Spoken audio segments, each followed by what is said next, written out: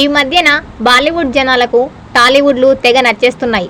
అలాగే తెలుగు డైరెక్టర్లు, నిర్మాతలు తెరకెక్కించిన సినిమాలను కూడా ఎగబడి చూస్తున్నారు. ఈ మూవీ మొదట తెలుగులోనే తీద్దామనుకున్నారు. అది కూడా మ్యాన్ ఆఫ్ మ్యానేస్ నందమూరి బాలకృష్ణతో. అయితే ఇప్పటికే ఇతర సినిమాలతో బాలయ్య బిజీగా ఉండడంతో ఈ బాలీవుడ్కు వెళ్ళింది.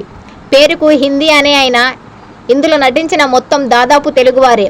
రెజీనా, కసండ్రా, జగపతి బాబు, రమ్యకృష్ణ, రవిశంకర్, ఉపేంద్ర, సయామి ఖేర్, జరీనా, వహాబ్, వితిన్ కుమార్, స్వరూప ఘోష్ తదితరులు ఈ సినిమాలోకి కీలక పాత్రలు పోషించారు. ముఖ్యంగా ఈ సినిమాలో హీరోయిన్ రెజీనా ఓ రేంజ్లో విలనిజం పండించింది. ఇక ఈ చిత్రానికి తమన్ సంగీతం అందించారు. ఇక ఈ సినిమాను నిర్మించినది మరెవరో కాదు, పుష్ప 2 లాంటి బ్లాక్ బస్టర్తో దేశవ్యాప్తంగా గుర్తింపు తెచ్చుకున్న మైత్రి మూవీ మేకర్స్. ఈ కథ కూడా చీరాలోని మేతుపల్లి వేదికగా సాగుతోంది.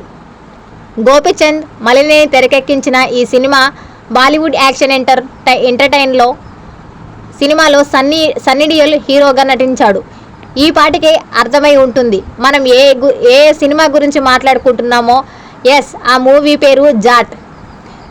ఏప్రిల్ 10న విడుదలైన జాబ్ చిత్రం బాలీవుడ్ బాక్సాఫీస్ వద్ద భారీ కలెక్షన్లు రాబట్టింది.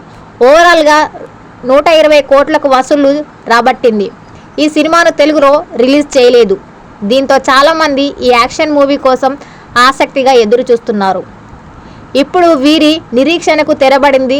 జాట్ హక్కులను ఓటీటీ దిగ్గజం నెట్ఫ్లిక్స్ సొంతం చేసుకుంది. గురువారం అర్ధరాత్రి నుంచే ఈ స్ట్రీమింగ్కు వచ్చేసింది. హిందీతో పాటు తెలుగులోనూ జాట్ అందుబాటులో ఉంటుంది. ఏప్రిల్ 10న విడుదలైన జాబ్ చిత్రం బాలీవుడ్ బాక్సాఫీస్ వద్ద భారీ కలెక్షన్లు రాబట్టింది. ఓవరాల్గా